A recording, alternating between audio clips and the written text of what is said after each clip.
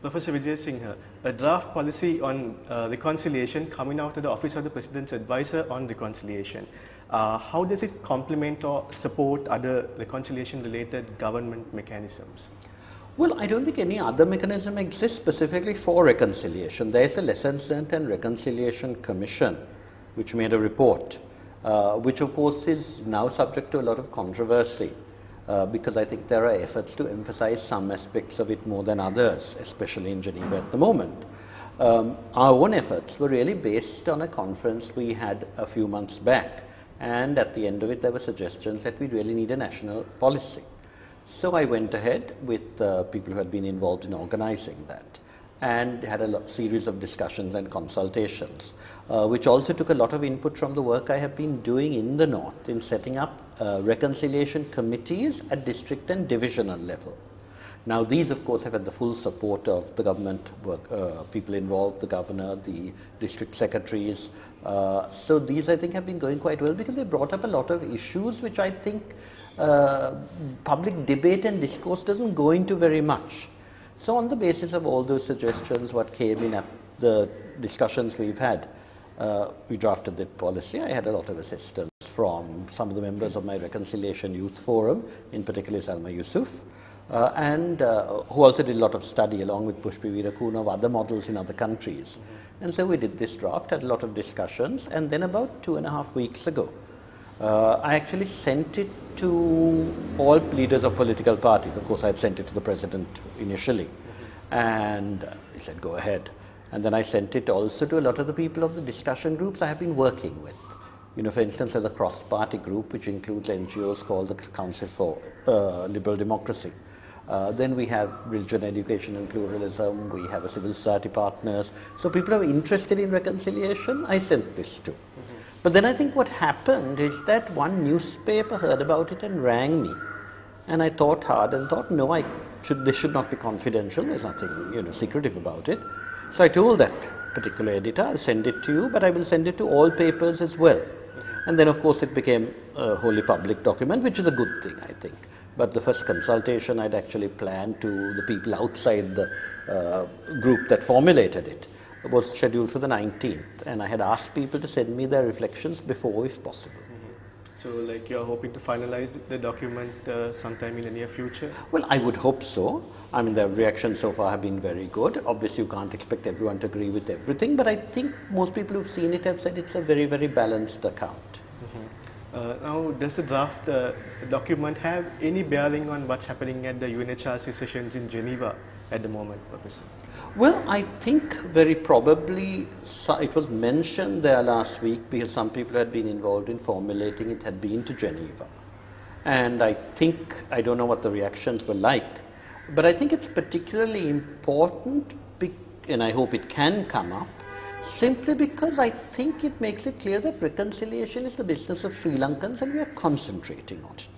We have done a lot of work on it. I think the President appointing me and facilitating all the work I've been doing in the North, plus the meetings I've had, suggests a deep commitment. But of course the issues we have identified are not perhaps those who want to turn it into a political football would be concerned about. For instance, in the document, I hope you've had a look at it. It's on www Reconciliation Youth Forum. It should have gone on the Reconciliation website, but we had a problem with that. I just checked on it with the people who've been running it. They changed their server. But that should go up now on www.peaceinsrilanka.org. And I hope people will look at it and discuss it. But as you know, we've divided it into 3 sections. And in all of them, the emphasis is not on one particular area or the other, because I think it has to be really a package. Now, most people who look at it will say this is more important than that. That's fine. So long as they all recognize that everyone is sensitive about different things, we must care about each other's sensitivities. So what do you think is its most important feature, Professor? It's a 12-page document and you say it's very comprehensive. What would the Well, I think it focuses attention on the areas in which we need to move. So, for instance, on what I call restoration, while I believe very strongly the government has done a fantastic job on infrastructure, on returning the displaced, on the rehabilitation programs, on the provision of services to the people to a better extent than they ever had before. I think we need to do much more on human resources development, on providing both training that the people want, and it was universal, not only in the cumulative Mana areas, which suffered a lot, but even in Jaffna, they were asking for more training in particular areas. And I think also we need to move on encouraging entrepreneurship so that the very profitable economic, let's say, resources of the North will actually go to those people. You know, of course, it's an integrated economy, but I don't want the farmers, etc., of that area to suffer, and they know this. They want the training to take things forward. They want more agricultural training, agribusiness. Then the second area is what I would loosely describe as the political.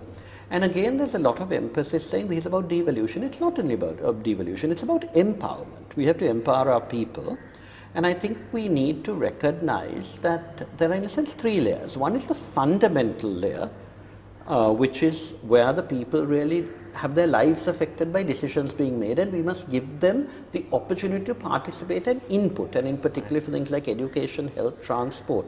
Those are essential, and it's not about either politicians at the centre or in the province taking those decisions. The consultation must be there.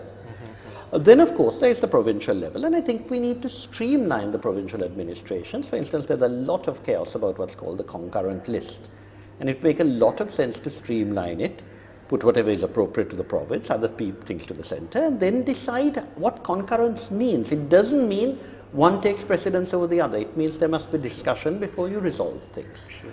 Then, of course, there is also the question of the particular powers, which is being discussed in terms of the bilateral discussion as well as the all-party conference, which we, all-party select committee, we hope will go forward.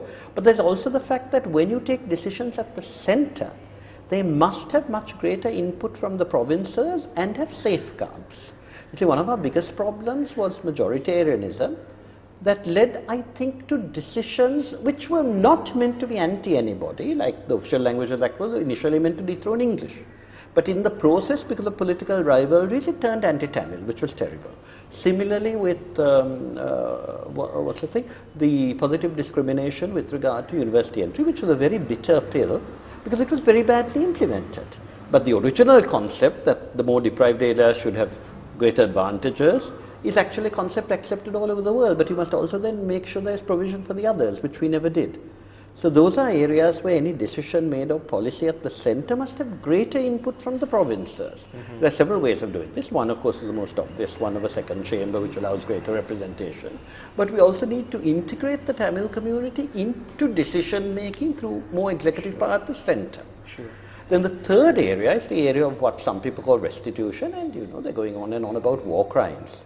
But in fact, while it is clear that where there is prima facie evidence, there should be investigation and prosecution as necessary, I think what is more important is restitution in terms of making sure that people who have lost people have closure on this.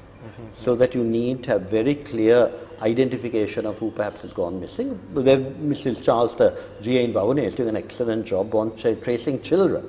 But what she's doing there, we need also to replicate for adults. So there are all sorts of areas. Compensation, again, we've said, look, if people are missing and you can't find them, you can't have a thing of blanket compensation. You know, we know that in July 1983, a lot of people who suffered got nothing and other people got rent-seeking efforts.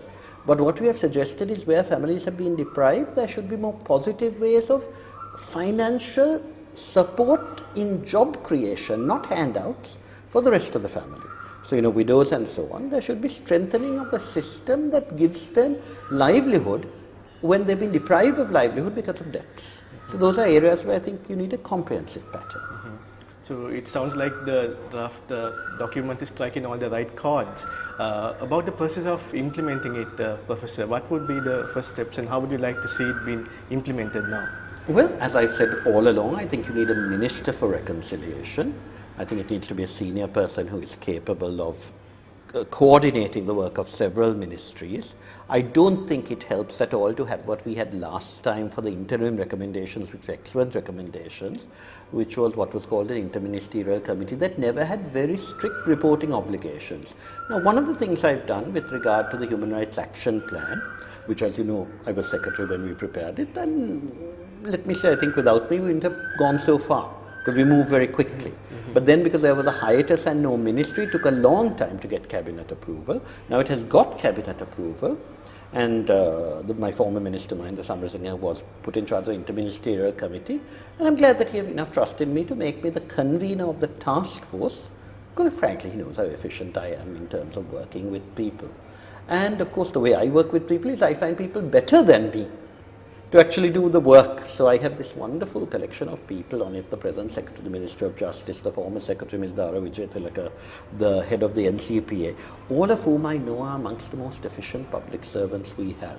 So it's really my job to make sure that they are empowered to do their work. Mr. Mantaru Vikramasinghe had national languages, who's passionately committed to languages. We had, lots of very able people. I'm sorry, I should mention more names, but who have really contributed very heavily to action in their areas, even without the National Action Plan. For instance, when I was in the North recently, a lot of the administrators there said how impressed they were that the chairman of the NCP actually comes to the North regularly and makes things happen. So it's people with that sort of energy you need. So my role is really to coordinate and make sure that these very able people who are deeply committed can move forward. We've entered into discussions with the Human Rights Commission, where again, you have a very idealistic chairman, Justice Priyantha Pereira. You have very good staff, whom I found very keen. They came to consultations I had earlier, before I was appointed convener, on prisoners, women and children, where I felt that a lot of excellent material in the President's budget speech was not being taken forward quickly enough. And I think we owe it to the President to actually implement his ideas as quickly as possible. So on the ground, have people started to feel that the government is really starting to do something and bring about? As I said, I found extremely positive views in the divisional and district reconciliation committees in Kilinochchi, in Mullaitivu, in Mana. Of course, I felt very happy that they could also bring up problems, but they didn't bring it up in terms of government is doing nothing. It came up in terms, for instance, the schools. They said, they welcome the sheer energy with which buildings have been put, materials have gone, books have gone, but they said we don't have teachers in essential subjects. Hospitals, for instance, Chettukalam, they started by telling me what a beautiful new hospital they have, but they said, can we make sure we have doctors there? And when I checked, we have very good RHDSers who are doing their best. But some doctors, for obvious reasons, don't like to go and live there. So when they come from Vavuniya, it's late. When they go back, it's late. So you need to develop systems of encouraging doctors to be there. But I was very touched in places like Mullaitivu and Kilinochchi, the RHDSers are very dedicated people. Kilinochchi has a wonderful program of trying to make sure malnutrition reduces. And, its terms of educational, a lot more awareness has to be built up. But I was very pleased with the reactions of the people. And finally, Professor, to recap, addressing the reconciliation issue in Sri Lanka, are we doing it right? What should we be doing instead? Let me put it this way. One of my problems, I believe anything that should be done quickly and thoroughly. This is not a characteristic of government, of any government in the world, I'm afraid. They tend to go slow because those are bureaucracies. Now, therefore, I think we need a new model of moving forward quickly in areas where we need to move forward, because every day that there's delay, people are suffering. So there are certain areas where you can't allow slowness to, trump commitment. So I think we need a few new models of delivery. Now, these are areas where, as I said, the Presidential Task Force in the North, which was a mechanism for swift delivery, did very well. There's deep appreciation of the roads, the electricity, the water supplies, the buildings. That's fantastic, and I think that's simply because they set up a mechanism. Mr. Basiraj Bhatt is very energetic, but so is Mr. Devaratna, the Secretary of the Task Force. You call him, he responds promptly. But I'm afraid there are some people in office who take a long time. Now, that should not happen. You should not have to go to the head. Mr. Rajapaksa and Mr. Devaratna solve a problem immediately, but how do you make this energy apply across the board? So these are areas where I think we need a new model and better training of our public servants. that is actually very, very important in terms of the Human Rights Action Plan. We were discussing this morning, I had a meeting of the task force, how we really need to make sure that our public servants move forward. Professor Wijesinha, thank you for sharing with us your work and insights as well on reconciliation. Thank you very much. Thank you.